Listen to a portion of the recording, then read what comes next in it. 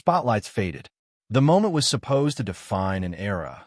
The Gulf War's uncertainty, America's hopes, the world's eyes trained on Tampa Stadium. And at the center, Whitney Houston. To everyone watching, she was an icon poised to deliver the most powerful rendition of the Star-Spangled Banner ever sung. But what no one saw, what even Whitney herself didn't realize as she checked her reflection in the mirror that morning, was that her performance would become the climax of a secret operation. That day, the stadium vibrated not just with music, but with the silent thrum of danger.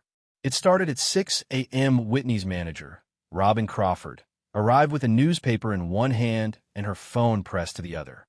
"There's been a threat," she said quietly, tension carved into the lines of her brow. "FBI wants to see you." A slip of paper rested on the tray beside Whitney's breakfast. Printed in block letters, it read, "Everyone will be watching, but only you will be alone." Whitney's hands trembled. She pressed the note against her chest and took a breath, remembering how every stage, every audience, every judge and critic disappeared when she sang. That courage would soon be tested like never before. But she didn't yet know the true enemy was already in the stadium, hiding in plain sight. The morning unfolded in nervous stillness. Security tripled. Every case, every microphone, every cable was checked. Special agents in plain clothes moved through the crowds, their radios hissing.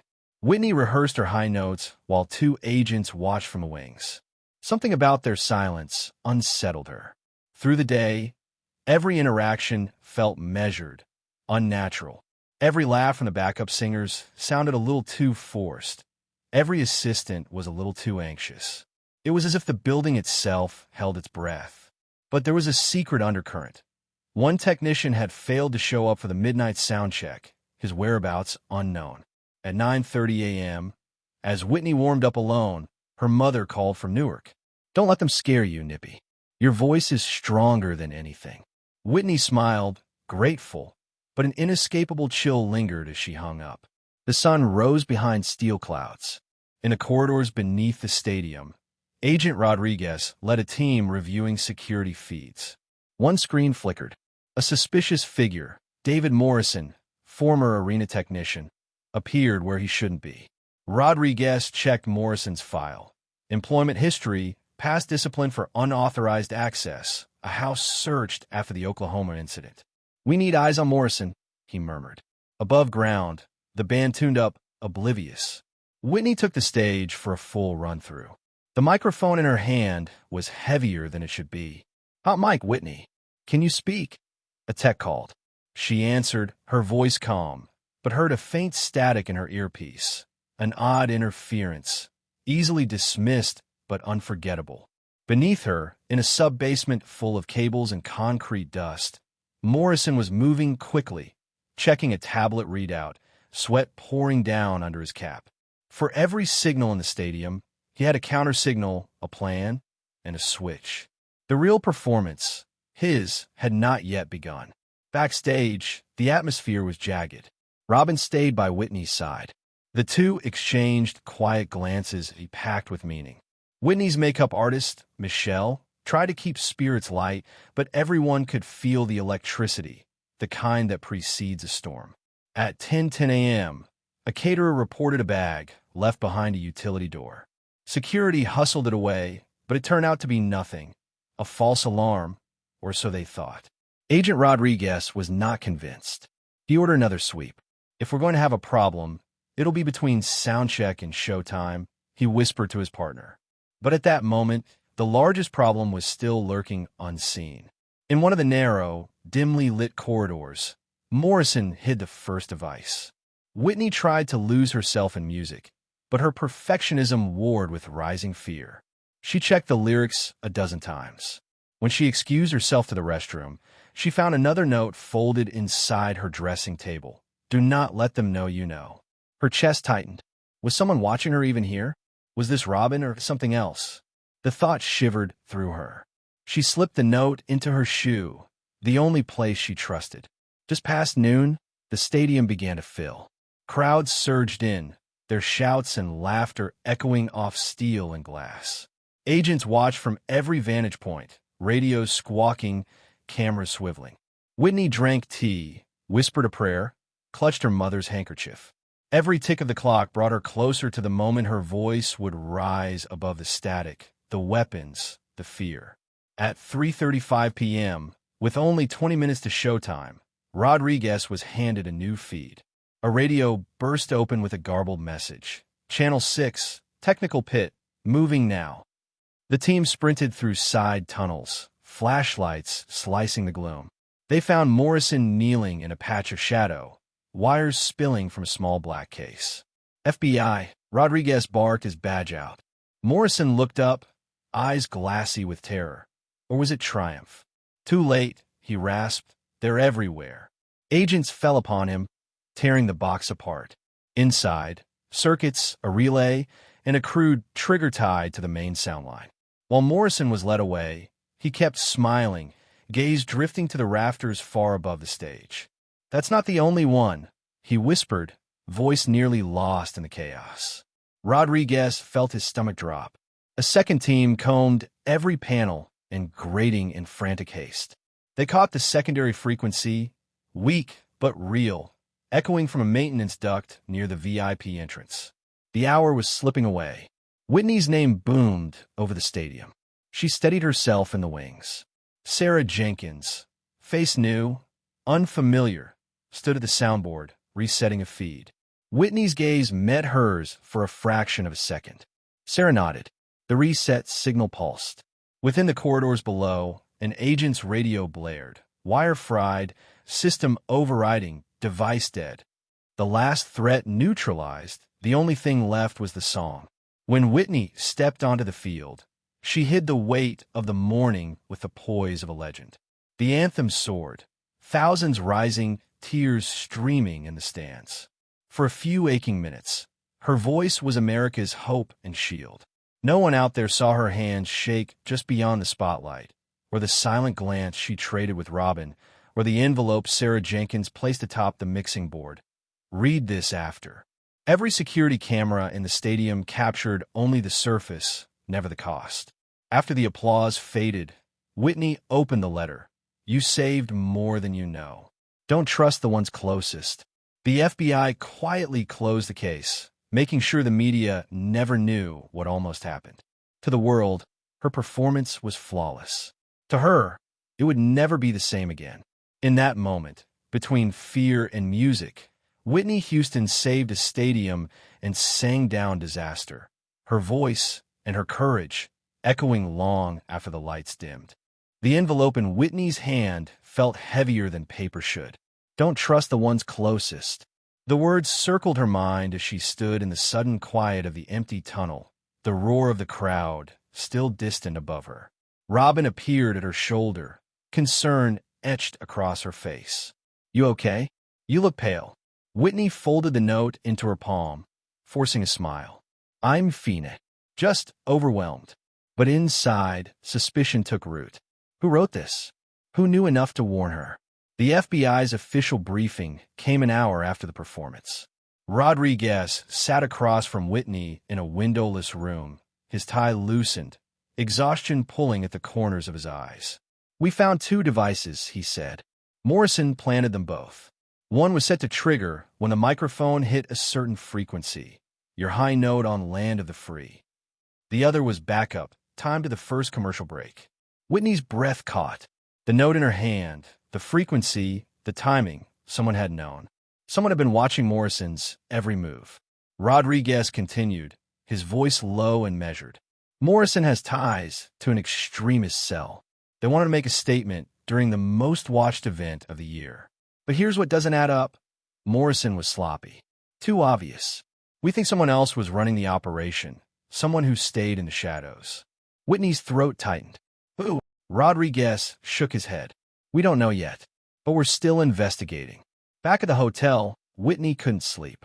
She replayed every conversation, every interaction, every face she'd seen that day. Michelle, her makeup artist, had been unusually quiet during prep. The new sound tech, Sarah Jenkins, had appeared out of nowhere, no one vouching for her background. Even Robin, her closest confidant, had been evasive when asked about the morning's security changes. Trust was fracturing, paranoia seeping into every corner of her mind. The next morning, a knock on her door startled her. It was Sarah Jenkins, holding a folder. "I need to talk to you," Sarah said, glancing over her shoulder. Whitney hesitated, then let her in. Sarah's hands were shaking as she opened the folder, revealing documents stamped with FBI seals. "I'm not who you think I am," she began. "My real name is Sarah Nguyen. I've been undercover for 6 months, tracking Morrison and his network." Whitney sank into a chair, the weight of revelation pressing down on her. "You knew? You knew about the bombs?" Sarah nodded. "I knew Morrison was planning something, but I didn't know when or how until yesterday morning. That's when I intercepted his final communication. I couldn't blow my cover. If I had, the whole operation would have collapsed. So I did what I could. I reset the sound system, fried the secondary trigger, and left you that note." But the story didn't end there. Sarah's expression darkened. Morrison wasn't the mastermind. He was a pawn. The real architect is still out there, and they know I compromised the plan. They also know you were warned. Whitney's pulse quickened. "What does that mean?" Sarah leaned closer. "It means you're still in danger. Whoever wrote that first note, the one under your door, wasn't trying to help you. They were testing you, seeing if you'd panic, if you'd abort the performance. When you didn't, they switched tactics." The room felt smaller, the air thicker. Whitney's mind raced through the possibilities. Who had access to her hotel room? Who knew her schedule, her movements, her vulnerabilities? The list was short, and every name on it was someone she trusted. Sarah stood, tucking the folder under her arm. "I shouldn't have come here, but I owed you the truth. Be careful, Whitney. Watch your back, and don't trust anyone, not even the people who claim to protect you." Days passed. The media celebrated Whitney's performance, calling it iconic, transcendent, a moment of national unity. But behind the headlines, the investigation continued. Rodriguez's team traced Morrison's communications to an encrypted server in Virginia.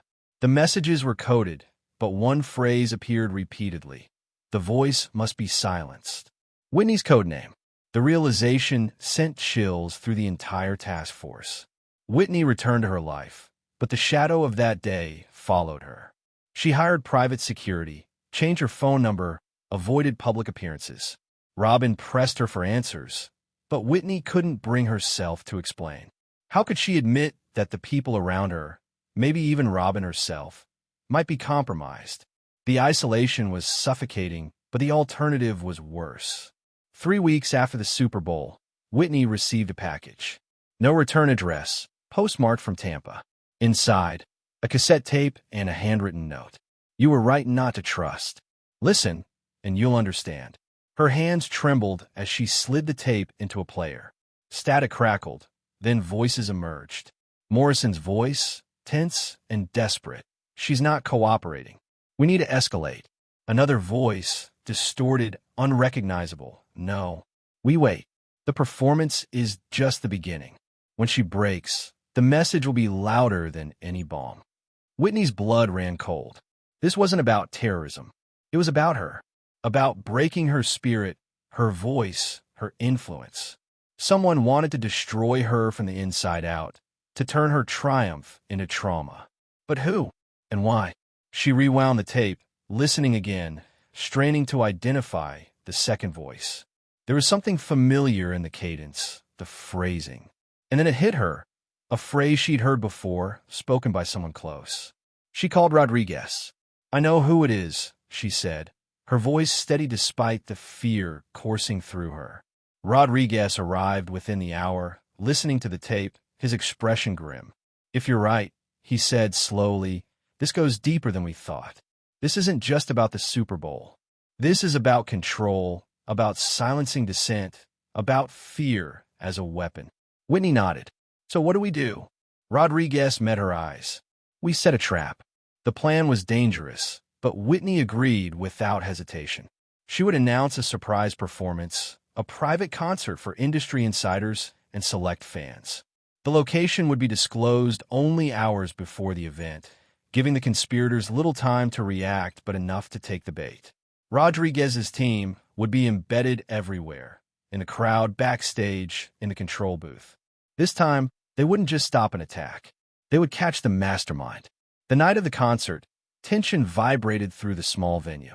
Whitney stood backstage, her heart pounding, every instinct screaming at her to run. But she thought of the thousands in Tampa, of the fans who believed in her, of the voice that had always been her shield. She wouldn't let fear win.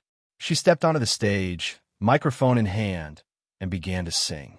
Halfway through the set, Rodriguez's voice crackled in her earpiece. "We've got movement. South exit, 2 individuals, 1 carrying a case." Whitney didn't falter, her voice rising over the music. In the shadows, agents moved in, swift and silent. The suspects were apprehended before they reached the stage. Inside the case, not a bomb, but surveillance equipment designed to record and transmit Whitney's performance to an unknown location. After the show, Rodriguez brought Whitney to the holding room. The 2 suspects sat in silence, their faces obscured by shadows. "Do you recognize them?" he asked. Whitney stepped closer, her breath catching as the lights came up. One face was a stranger. The other was Michelle, her makeup artist, the woman who had been by her side for years, who knew her fears and insecurities, who had access to everything. Michelle didn't look away. "You don't understand," she said, her voice hollow. "They promised me protection, money, a way out. All I had to do was watch you, report your movements, plant a few seeds of doubt. I never thought." Her voice broke. "I never thought it would go this far." Whitney's anger flared, but beneath it was something worse, betrayal, the shattering of trust she'd never fully rebuild. Rodriguez escorted Michelle out, leaving Whitney alone with the stranger. The man finally spoke, his voice the same distorted tone from the tape. "You think this is over? You think catching us changes anything?" He leaned forward, a cruel smile twisting his lips. "There are others. Always others. You'll spend the rest of your life looking over your shoulder, wondering who's next." Whitney stared at him, refusing to flinch. "Maybe," she said quietly, "but I'm still here. I'm still singing. And you lost." The case was closed, the conspirators sentenced, the media fed a sanitized version of events. To the world, Whitney Houston remained untouchable, a legend whose voice transcended fear. But she knew the truth. She knew the cost of that day in Tampa, the weight of survival, the scars that never quite healed. And in the quiet moments, when the applause faded and the lights dimmed, she remembered the envelope, the warning, the choice she'd made to sing despite everything. Years later, Whitney would reflect on that day in interviews, carefully omitting the details that remained classified. "The Super Bowl taught me something," she would say. "It taught me that courage isn't the absence of fear. It's singing anyway." And somewhere in a vault deep within FBI headquarters, the tapes and notes from that investigation remain sealed, a testament to a day when a voice became both target and weapon, when music faced down terror, and when Whitney Houston chose to stand on that field and sing, not just for America, but for herself,